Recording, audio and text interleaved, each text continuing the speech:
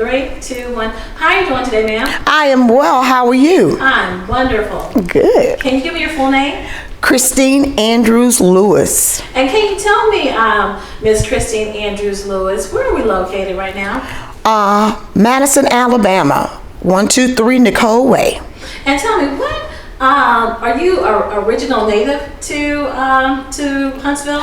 No, I am not. I'm originally from a little town called Monroeville, Alabama, down south, about 4 hours away from here. What brought you to Huntsville? Alabama A&M University to attend college. And can you tell me more about your experience at Alabama A&M University? Yes, Alabama A&M University is the college where my family got started from. So it was a tradition to go to Alabama A&M University.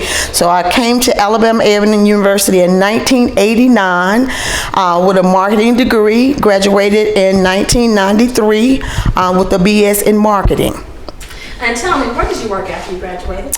Well, immediately after I graduated, believe it or not, I had 2 jobs, one at Walmart and one at Big B, and I walked to them because I didn't have a car.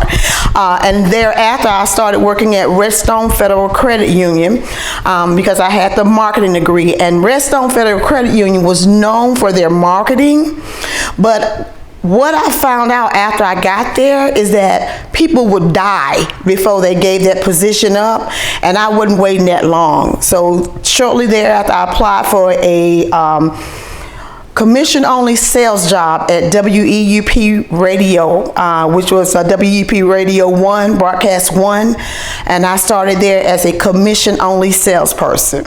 And tell me about your experience at WEUP Radio. Wow, okay. You started as commission. Tell me more about commission. Listen. So commission salesperson, that was not my thing, because you could sell, but if you didn't collect the money, you didn't get paid. So you work, you don't get paid, so you use your gas up and all that. So the owner, Mr. Huntley Batts Sr., was like, he would call me daughter, this commission-only sales thing is not working for you, but you got too much talent for me to let you go. So I said, okay, Mr. Bass, what are you proposing?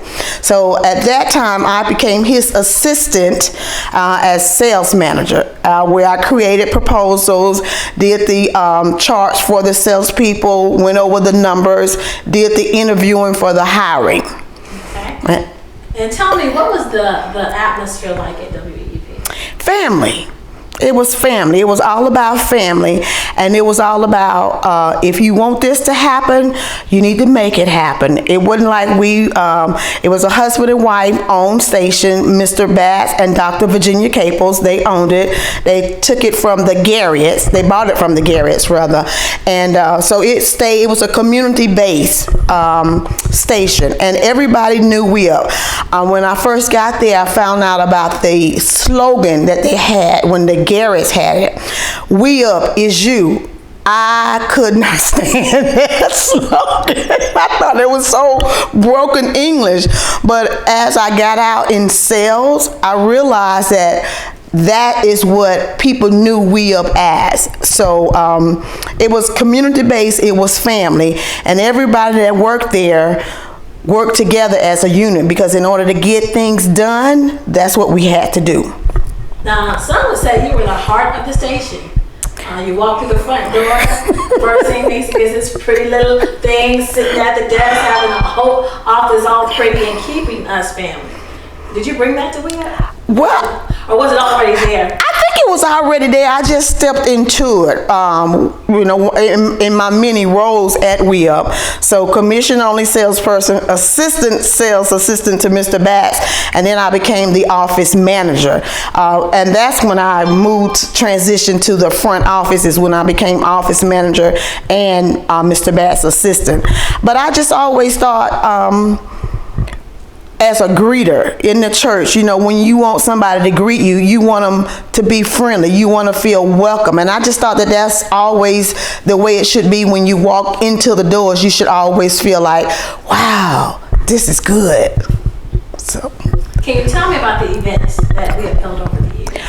Well, WEUP was known and still is really to this day for their annual WEUP June Black Arts Festival. I was the coordinator there. I started at WEUP in 1995, worked there consistently for 11 years, and for the 11 years I was there, 10 years of it I was the festival coordinator. So we would have vendors from all over the world, and they knew about it and they anticipated on it every year because it was an event that was open to the public and free to the public, so everybody came. It was a weekend event, Saturday and Sunday. The vendors, excitement would come in on Friday night when all the vendors was coming. We had R&B artists, gospel artists, known artists. Some of the artists got started at the WEUP festival and grew to be big. Come big stars. I think RJ was one of the ones. Ray J, his name was Ray J. So several of them started at the Black Arts Festival and became known. Can you tell me about Black Santa? Yes. Okay. So Black Santa, every year, and we used to have the auditorium. We did everything. We had so many major events in the WEUP auditorium: gospel concerts, Lee Williams, Black Santa. Black Santa was known where Mr. Bat's sister Loretta, she would have, that was her event. Would take over the whole event with toys and presents for the kids and cookies and all, and they would look forward to it. The kids would come, sit on Black Santa lap, and that was known because you could go anywhere in the malls with Santa, but it was only one Black Santa, and that was at the Black radio station, WEUP Radio. What about the Easter egg hunt? The Easter egg, there again, that was another one of Laverta's. Anything that was dealing with kids, she was in it. And we would get the interns to put on the Easter bunny suit, and we would have the hiding of the eggs. And now that still goes on. In this 2020, that still goes on, the annual Easter egg hunt with the bunny, taking the pictures. And you had the different stages for the egg hunt with the golden egg, and you would get presents and all that. So Steve Murray's wife now handles that. She stepped into the shoes with Miss Laverta and does that with the Easter egg hunt now. Okay, so we went over the Easter egg hunt, Black Santa, Black Arts Festival. Any other legendary events that were home to WEUP? Yes, it was the trick or treat when you and Big Ant, who was the he was the program director for the FM station, and you have to know Big Ant Simmons, and he's a big guy. And you would drive through WEUP, so they would have the tent, and the employees would stand out with candy. The kids would dress up, and they would drive through and do trick or treat. And it was always a funny thing because you never knew what Big Ant was gonna dress up at. And one year he had on a tutu. I'm talking about the lace tights and everything. And then one year he was a pimp with I mean, it was, you never knew, but it was awesome. And everything WEUP did drew a crowd. And that's one reason why we had to stop having the Black Arts Festival on the grounds of WEUP after almost 20 years, is because the city of Huntsville said that it was too much chaos. The traffic, it had outgrown, the event had just outgrown the grounds of WEUP.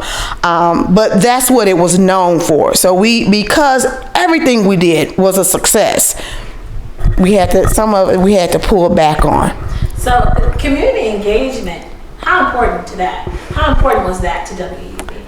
That was the bread and butter. That's the life of WEUP, the community, because that's when it first got started back in 1958. That's what it was all about. In the little pink trailer, it brought the community together. It was our station. It was community based. The Garretts, Mr. Garrett that started, couldn't even read, but it was a businessman and had the vision. he made it a community effort. And when Mr. Batts took it over, when he bought it, he and Dr. Caples, they vowed to keep it a community base, and that's what it has been. So we talked about WEEP. We talked about some of its history and community engagement. Can you tell me more about the man or the husband and wife team that actually ran the station, Mr. Huntley Batts and Dr. Virginia Caples? Well, Mr. Batts has always been an entrepreneur. He has his own insurance company, Huntley Batts and Associates, where he has, there also is a community base. You know, everybody know him and get his insurance. His employees are all from Huntsville, and he always take care of them. Dr. Caples, very capable, very smart, did many things. Her accomplishments were very known from Alabama A&M University, where she was the interim president, dean associates, you know, just well organized couple. And can you tell me a story that sticks out of your mind about Mr. Huntley Batts? Well, feeding off on the husband and wife companion, one of the most profound things Mr. Batts said was about love and relationship. And he said, relationship and love is a choice. You don't have to love somebody to marry him. And I was like, I don't understand. What are you talking about, Mr. Batts? He said, it's a commitment. He said, you commit, you say, I'm gonna stay, I'm committed to stay, even when it's not good, when it's not bad. I decided to stay. Because a lot of people will say, because her name was Dr. Virginia Caples and he was Mr. Batts, and Dr. Caples' running joke was, I wasn't the first one, so I'm not going to be second. So she, you know, and that was a running joke. But he said he decided to stay. He decided to stay and be 100% in. And everything else just fell into place. Okay. Now, speaking of love and marriage and commitment, you are a woman of love. You've made that commitment. Can you tell me more about your marriage and how you and your husband, the seeds, a seedling of Mr. Huntley Batts, how there's love in marriage, but there's also business in marriage as well. Can you tell me more about that? Absolutely. Well, nowadays it takes business. It takes more than one job. It takes outside a hustle or what have you. And I currently work for one of the larger communications company, and I work here from home. And my husband, who is a world-renowned stylist, he now works from home because he started his own salon here. So, and I'm in real estate school. So we are about putting back. You know, if you have something of your own, then you can give back. You can show people how to do it. You can show everyone how. You know, you don't have to just stay under somebody to tell you where to go, how to go, when to go, and all that. So, yeah. Now, and you've always been a woman of faith, a woman of God. Tell me how important that is with you and what it is in your marriage and your mate. It's everything. The Lord comes first. My husband is a minister.